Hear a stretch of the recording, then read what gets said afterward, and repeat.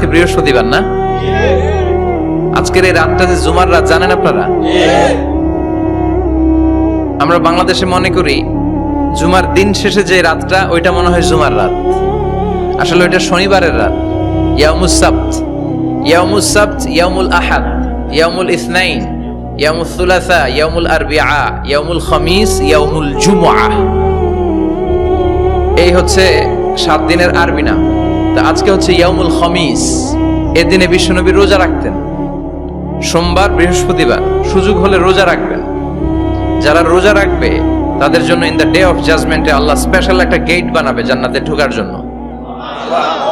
ওইটার নাম হচ্ছে রাইয়ান। মান দাখালাহু লাম ইয়াজমা আবাদা।